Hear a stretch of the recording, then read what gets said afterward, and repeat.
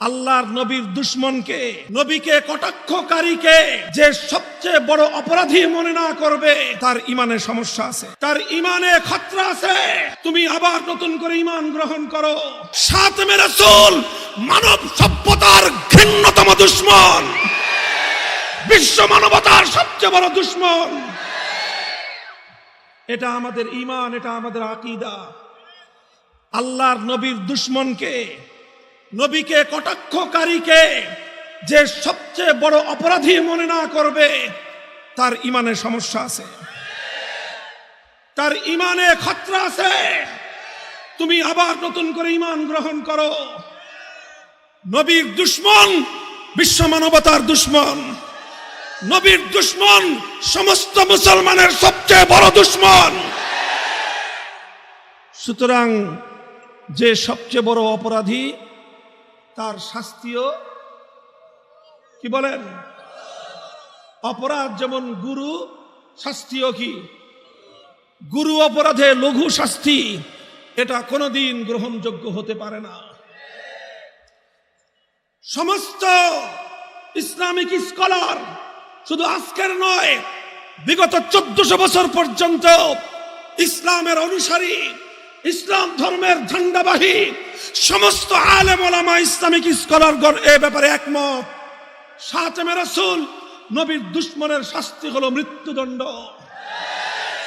নবীর দুশমনের শাস্তি হলো মৃত্যুদণ্ড। এই মৃত্যুদণ্ড কার্যকর করার দায়িত্ব মুসলমানদের শাসকের। এই মৃত্যুদণ্ড কার্যকর করার দায়িত্ব মুসলমানদের আদালত এবং বিচার ব্যবস্থার। আল্লাহ না করুন মুসলিম শাসকরা মুসলমানদের বিচার ব্যবস্থা যদি নবীর দুশমনকে প্রকৃত তার অপরাধ অনুযায়ী শাস্তি প্রদান করার পরিবর্তে তাকে আশ্রয় এবং প্রশ্রয় দেওয়ার চেষ্টা করে, আর সেক্ষেত্রে নবীর কোন আশিক রাসূল উম্মত যদি সাহাবী সাদ ইবনে আবি ওয়াক্কাসের আদর্শের অনুসরণ করে নবীর দুশমনকে খতম করার জন্য উদ্যত হয়, এটা মুসলমান শাসক এবং বিচার ব্যবস্থার ব্যর্থতা।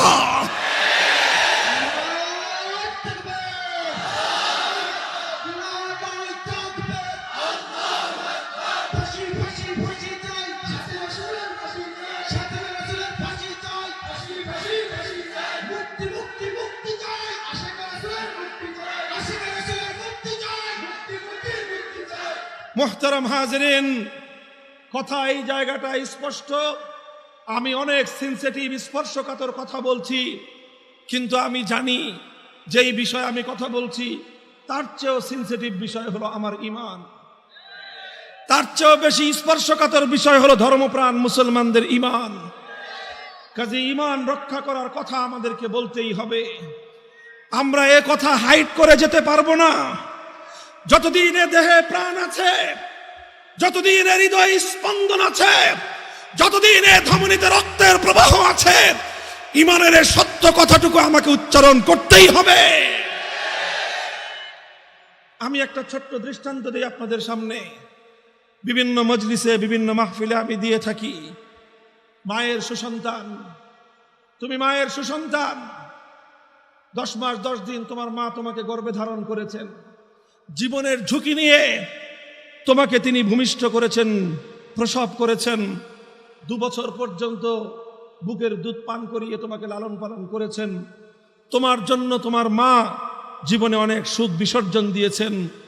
হে ওই সকল মায়ের সুসন্তানেরা, তুমি যদি দেখো কোন কুলাঙ্গার তোমার মায়ের ইজ্জত নিয়ে ছিনিমিনি খেলছে, কোন লম্পট তোমার মায়ের ইজ্জত লুটবার চেষ্টা করছে, হে মায়ের সন্তান, তখন তোমার আচরণ ওই লম্পটের সাথে কেমন হবে?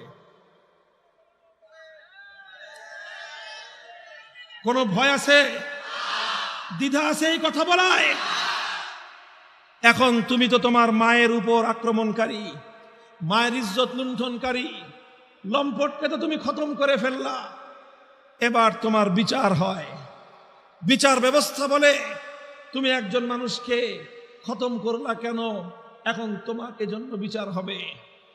তখন ওই বিচার ব্যবস্থা, ওই আদালতকে স্বাভাবিকভাবেই দুনিয়ার মানুষ এ কথা বলবে, মায়ের ইজ্জতের নিরাপত্তা দেওয়া কি তোমার দায়িত্ব ছিল না? হে বিচার ব্যবস্থা, মায়ের ইজ্জতের নিরাপত্তা দেওয়া কি তোমার দায়িত্ব ছিল না? হে শাসক গোষ্ঠী, মায়ের ইজ্জতের নিরাপত্তা দেওয়া কি তোমার দায়িত্ব ছিল না? তুমি যেহেতু মায়ের ইজ্জতের নিরাপত্তা দিতে পারো নাই, মায়ের ইজ্জত লুণ্ঠনকারী লম্পটের নিরাপত্তা দেওয়ার কোন অধিকার তোমার নাই। আর মায়ের ইজ্জতের হেফাজতকারী, সেই মায়ের দুধের হক আদায়কারী ওই সন্তানের বিচার করবার অধিকারও তোমার নাই। এবার জিজ্ঞাসা করি আপনাদের কাছে, মায়ের সুসন্তান হিসেবে মায়ের ইজ্জতের দাম যতটুকু, আশিকে রাসূল উম্মত হিসেবে তোমার কাছে তোমার নবী এবং তোমার রাসূলের ইজ্জতের দাম কম না বেশি? মুসলমান হিসেবে আমরা আল্লাহর নবীর ইজ্জতের নিরাপত্তা চাই। আর এ কারণেই 2013 সালে শাইখুল ইসলাম আল্লামা আহমদ শফী নবীর দুশমনদের আঘাতে আঘাতে জর্জরিত মজলুম নবীকে হেফাজত করবার ডাকে যখন বাংলাদেশে আওয়াজ তুলেছিলেন, টেকনাফ থেকে তেতুলিয়া বাদ ভাঙ্গা জোয়ার ছুটেছিল তার ডাকে সাড়া দেওয়ার জন্য।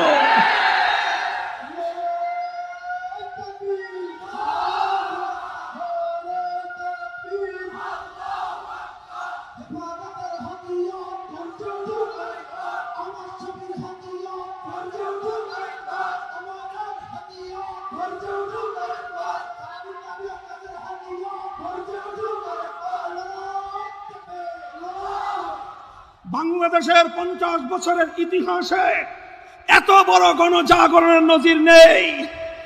এদেশের মানুষের হৃদয়ের ভাষা ছিল সেটা।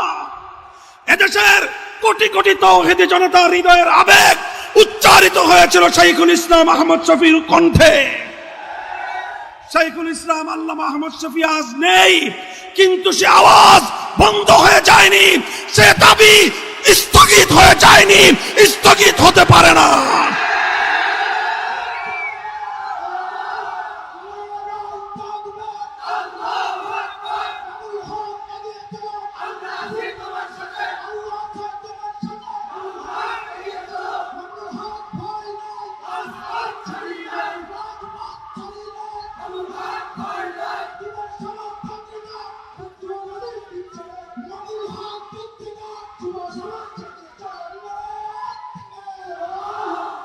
মুহতারাম হাজিরিন, সুতরাং আমরা দায়িত্বহীন ভাবে কথা বলছি। টেকনাফ থেকে তেতুলিয়া এ কথা আমাদেরকে বলতেই হবে। আল্লাহর নবীর ইজ্জতের হেফাজতের জন্য এ দেশে মুসলমানদের শাসকদের কাছে আমাদের দাবি, প্রথমে অনুরোধ, তারপরে দাবি, প্রয়োজনের জন্য কঠোর পদক্ষেপ নিতে আমরা পিছপা হব না। 1 নম্বর, আমার নবীর খতমে নবুয়তের সিংহাসন, আল্লাহর নবীকে আল্লাহ পাক যে নবুয়ত দিয়েছেন, সেই নবুয়তের সবচেয়ে বড় বৈশিষ্ট্য হলো খতমে নবুয়ত। তারপরে আর কোনো নবী আসবে না। এই খতমে নবুয়তের সিংহাসন নবীর জন্য সংরক্ষণ করা সমস্ত মুসলমান এবং তাদের শাসকদের দায়িত্ব আর কর্তব্য। খতমে নবুয়তের সিংহাসন নিয়ে যারা টানা হেচড়া করে, নবীর পরে আরেক নবী আমদানি করে, যারা কোটি কোটি মুসলমানদের হৃদয়ে ছুরিকাঘাত করে, সেই মুসলমানদের সাথে চরম গাদ্দারি করে যারা সেই বিশ্বাসঘাতক মির্জা গোলাম আহমদ কাদিয়ানির অনুসারী, কাদিয়ানি ধর্মাবলম্বীদেরকে অমুসলিম ঘোষণা করতে হবে।